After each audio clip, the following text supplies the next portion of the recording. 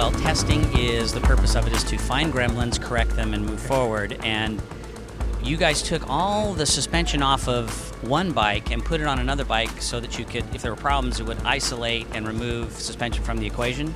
No. We went from the fancy electronics back to the electronics we've been running for the start of the season with the 2008 bike, which are the over-the-counter, parts that anybody can buy that we've run all season, and just to see what the difference is. And in the end, we had a couple of issues, and so that they were then trying to sort that out and all the rest of it. But it's that's what we're here to do, and it's like we said, it's a brand new bike. So this afternoon we really didn't do anything. We went a little bit quicker than we went this morning, but we're only doing sort of one lap at a time, so we didn't do a whole lot. The afternoon session didn't go as we planned, and we didn't get through what we wanted to. But that's what happens in racing, that's the way it goes. Yeah, you would whack the throttle, and they would tinker with it. You'd whack the throttle, and you could just tell immediately that it wasn't what the other one was.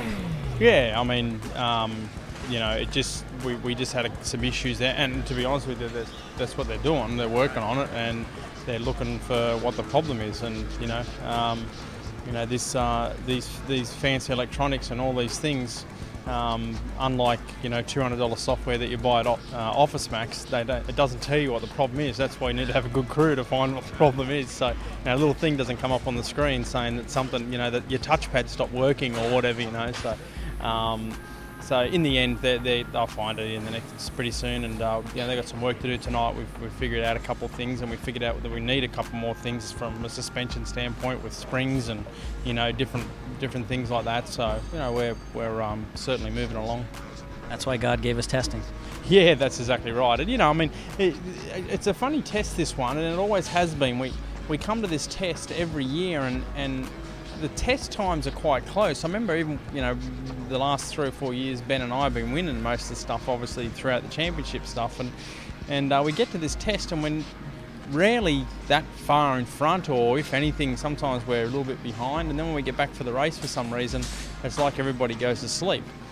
It's a really strange, and it's happened for the last 3 or 4 years. And we get to the test, I'm like, oh, geez, boys are stepping it up, And then we get back for the race, and we're like, what's happened at the test? Nobody's going as quick as what they did, back at the test or whatever. So anyway, we'll see how it goes. We're not even sure how everyone went today, but it looks like a few of the boys were getting around this afternoon pretty good. So we'll go and give it another go tomorrow.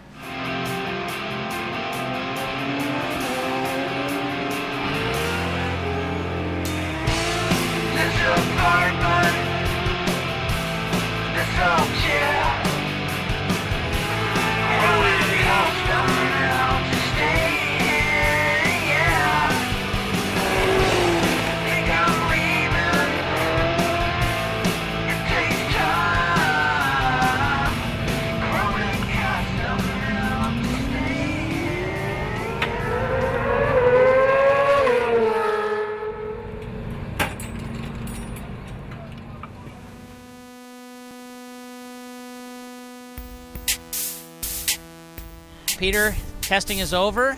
Did you accomplish what you needed to accomplish? I think so. We had a lot to do. The 2009 bike, and the years we're already 3 or 4 races in, so we only get one go at it. We had a lot of stuff to get through, and but we've made a lot of improvements since yesterday morning when we rolled off the truck. So not too bad. Did you change out lots of linkage? I hear the word linkage a lot. Yes.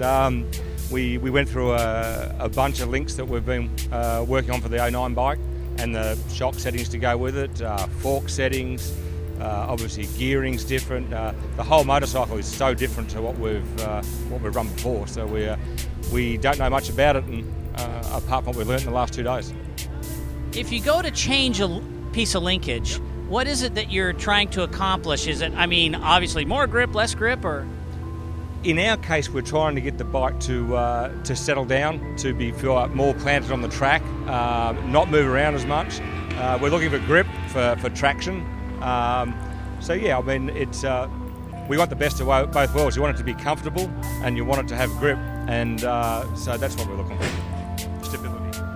Can linkage, those kinds of changes, and shock changes change things like side grip only? Yes, yeah, we can. And we've also worked out how to make it bad as well. We did a few things that we went the wrong way a couple of times. We think everybody does that, but no, we learn a lot. Well, Matt, how do you summarize the Infineon test now that it's drawn to a close? Yeah, it was very. We achieved a lot. It was very good. We got a little bit lucky today, and I'm not at liberty to say why, but we learned something today. I actually had a ride on Blake's bike, so when we figured out a couple of things as a team with a couple of things that we were doing, so it was definitely very interesting and something that we'll all employ heading into Barber with the 09 bike. So it was a good day for us, and we learned a lot, and looking forward to Barber. What's special about Barber, if there's anything? I mean, you've said before that track's a track, but are there some positives about it that you particularly like?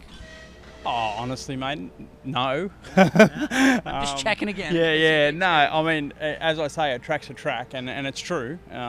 In the end, some tracks you prefer or maybe have a little more fun at than others, but the thing is with being able to win lots of races or championships is you have to learn to enjoy the ones that are not your favourites, and then once you do that, it's certainly once you get to some of the ones where you've done well before, it makes it good fun and then a little easier. So in the end, a racetrack is just a bunch of corners connected by a bunch of straights, and you have to get around there quicker than the next guy to win. And sometimes things feel really good and you manage to win by a long way. Sometimes you manage to just win, but in the end, a win's a win, and whoever gets the checkered flag first, it doesn't matter how it's done, is who, obviously who wins the race. So, racing's not about having things that feel perfect, or not about looking good, or not about, the bike feeling perfect or anything else. Racing's simply about getting the checkered flag first.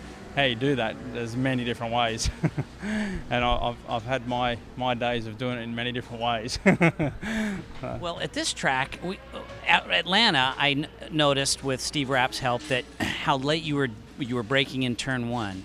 Another thing that we've noticed here at Infineon is when you go up around the top of the drag strip and you go around on that big right-hander, there's a little flick left and it has a curb. And you always use that curb. Yeah, it's.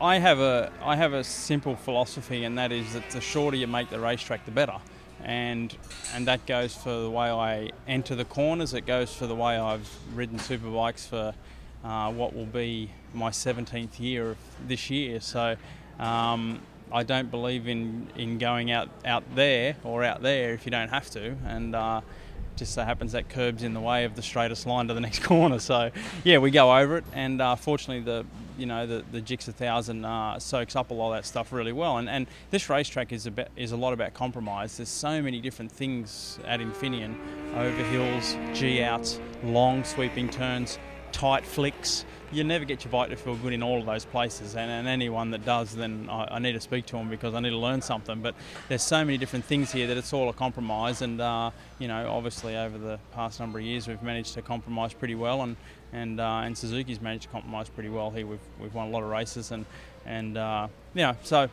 as I said, the shortest line possible has worked for me for a long time, and while it doesn't work for everybody, it's how I like to ride, and it's something I've stuck to for a long time. And the more horsepower these bikes get, the shorter you need to make it. The less time you need to spend on the side of the tyre. The side of the tyre is the risky part of the tyre. The centre, it's pretty hard to fall over in a straight line. So, that's how I've always thought. Last question, or thing about Bob Hanna. You're going to go off and fly with Bob? Yeah, this weekend we're going to do a little bit of flying. I've been lucky that Bob's been helping me out a little bit with some flying and in the tail wheel aeroplanes, and I've just got myself into a little bit of trying to find the time to get a little bit more backcountry flying with Bob, and the sitting in the back of an aeroplane with him and when he's flying it's really, really nice, and there's a lot to be learnt, and I sit there loving every second of it. And then now I've got him sitting in the back But he's not learning from me. I'm definitely learning from him. So he's helped me out a lot, and it's been great to get to know Bob over the last couple of years. And he was a guy that in my motocross days I watched everything he did. I had the Bob Hanna replica helmet, and and the bolts and all the rest of it. So it was definitely an interesting time, and getting to know him better. It's the similarities between the way we go about racing and the way we think about racing are very funny actually, because very, very similar. So Twin sons of different mothers. Well, that's what Bob's ladies has called us many a time. So.